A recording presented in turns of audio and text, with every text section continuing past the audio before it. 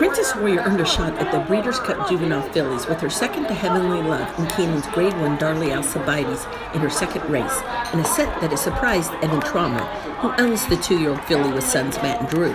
Trainer Kenny McPeek bought Princess Warrior for $60,000 in May. A little bit compromised, the winner of that race seemed to have a little bit of better trip than us, a shorter trip, and I think if we could get a cleaner inside trip, I think it separates the distance between the two, and I do expect her to jump forward just a little bit off this, the Alcibiades into the next race. Would you have thought after two races you'd be headed to Del Mar for the Breeders' Cup? Not in my wildest dreams. We've been fortunate enough to have a couple of good horses. Black 17, who won the Vosburg Grade 1. Then we went to the Breeders' Cup, but we knew that was coming because he had won one of the Summitus Speed races and was progressing the way it is. When after that filly ran that first race, we knew we had something special. But not in my wildest dreams did I think we would be here today. We set our expectations as hopefully an allowance horse, maybe a high-level claiming horse if we had to get out on her, and this is just beyond what we expect. Kenny is very bullish on the Breeders' Cup.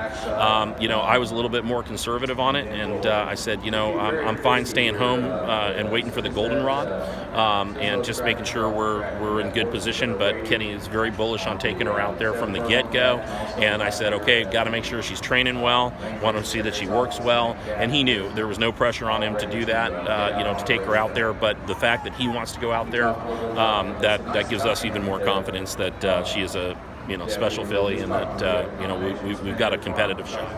Just you want to try to keep him in a routine, and I told him just to sit still under the first 3/8, let her run the last quarter of a mile. It's a lot of repetition, and she gets it, and she just got such a long stride. I love the way she finished up and galloped out, and just a real professional filly for a young filly too.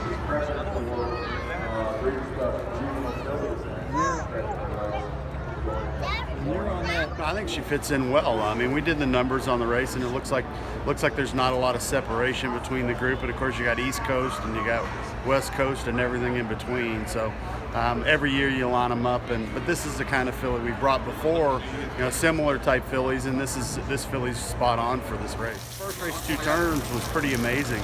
She overcome a lot of adversity and kept running, and didn't give up and seemed to figure it out. She ran like an older horse.